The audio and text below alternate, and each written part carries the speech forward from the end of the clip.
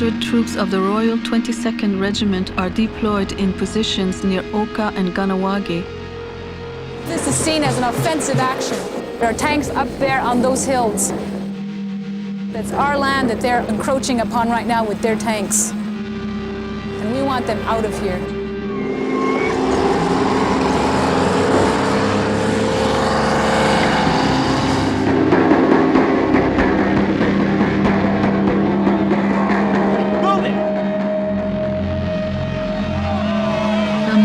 Attacks a convoy of 75 cars with old people, children, and women from Ganawagi as they leave the reserve fearing an army assault.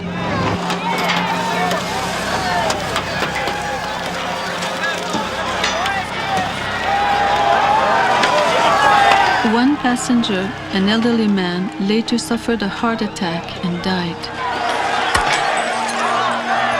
Residents of Châteauguay are furious because the Mercier Bridge is still blocked. The crowd vents its anger on the effigy of a Mohawk warrior, yelling, "Savages!"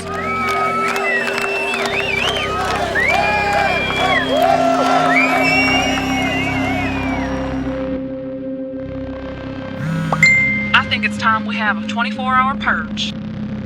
No, it's time to keep the animals locked up or have a shooting Indian day. Sad because I'm saying it like that. Not all Indians are like that. It's the fucking res mutts that need to stay on the res. Hell yeah, girl, purge. Let's grab some Budweiser and some shotguns.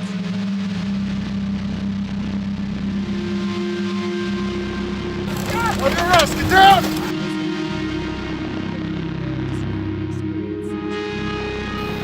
An officer is coming out, and you could see some shuffling.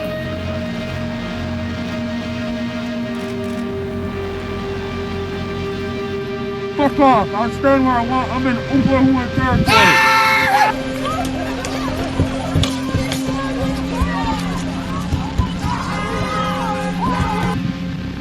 That's up. That's up.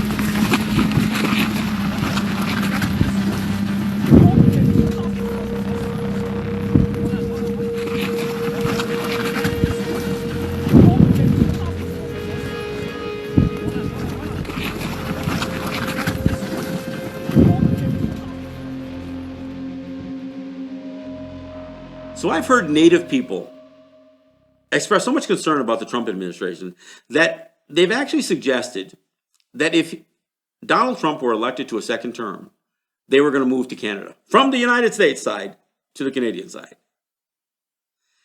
It's time to address the racism of Canada. It's time to really expose just the level of racism, not only historically, but that still is maintained and still is fostered and still presents itself every day in Canada from those fine people, those nice people of Canada.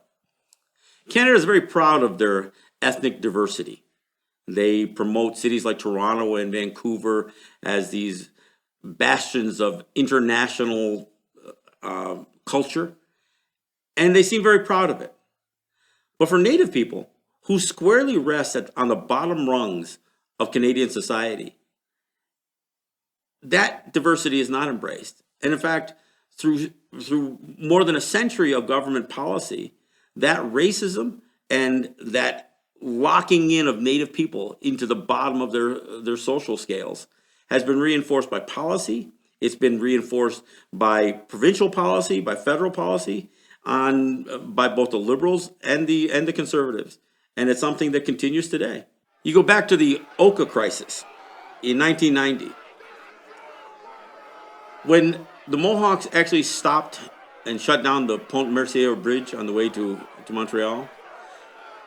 The non-native village just outside of Ganawagi, Châteauguay, basically erupted into race riots, rock throwing, effigy burning. There was a period of time when a bunch of folks from Ganawagi were trying to leave town, and they had to drive through a gauntlet of non-native, primarily French-speaking Quebecois who were smashing the windows of their vehicles as they were going by.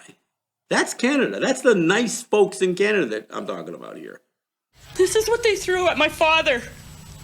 This is what hit him in the chest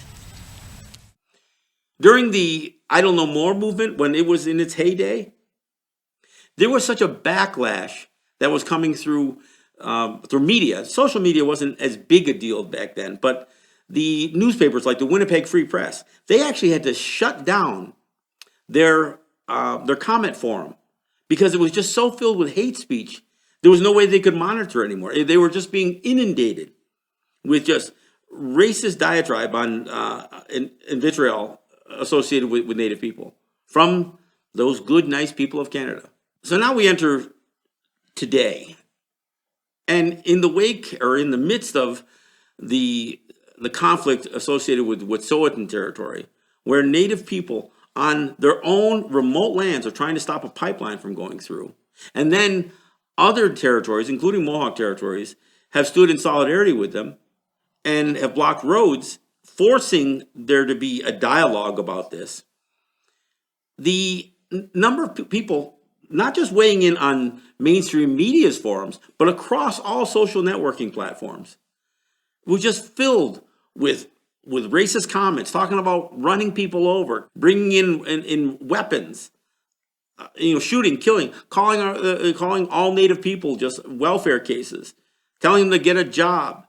And this came from not just from the broad-based population of Canada, but even from the elected officials, both parties, the Conservative Party and the Liberals, at the provincial level, all the way up to to Canadian Parliament. Even before the height of the Native protests and the blockades associated with solidarity for the Wet'suwet'en, there were those who were jumping on social media suggesting that Native people should be referred to as resmuts, and that it was time to break out the Budweiser and the shotguns and celebrate Shoot an Indian Day.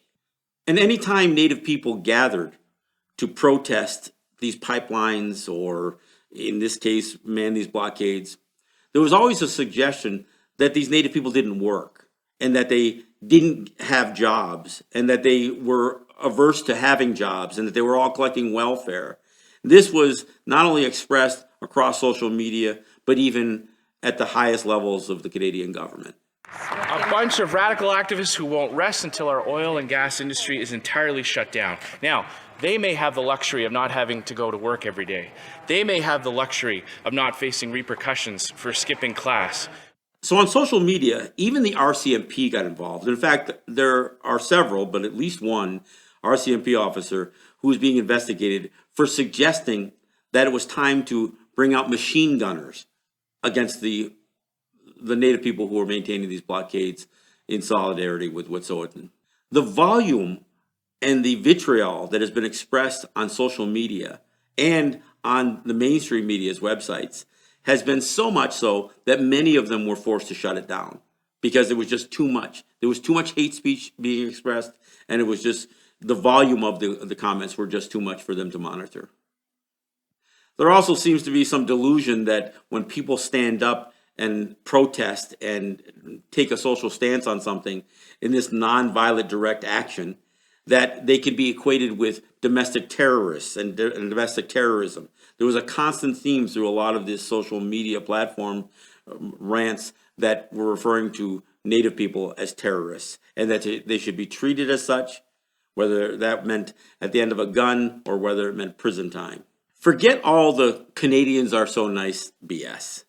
It's simply not true. Look, there are some people in Canada who are fine, but there is a pervasiveness. There is just an undercurrent of racism that goes back historically throughout Canada and still exists today. Come on, start a riot. When they love you too much, know it's fake, fake, or even hate. Don't be scared if the way paralyzes your state at the It's such a beautiful day, you know. You wonder where the honor has gone, huh?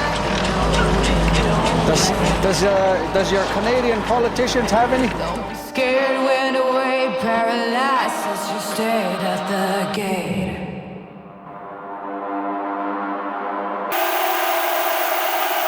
Overall, there have been more than 56,000 cases of COVID-19 since the outbreak began. More than 3,500 people have died. Even in the midst of a global pandemic, racism still persists in Canada.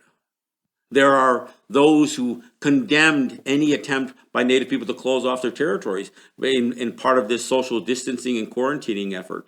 And they condemn Native people, saying that they shouldn't be let off the territories. There are some that suggested that they should intentionally spread this disease onto the Native territories to satisfy their bloodlust and this overt racism that still exists amongst the fine people of Canada.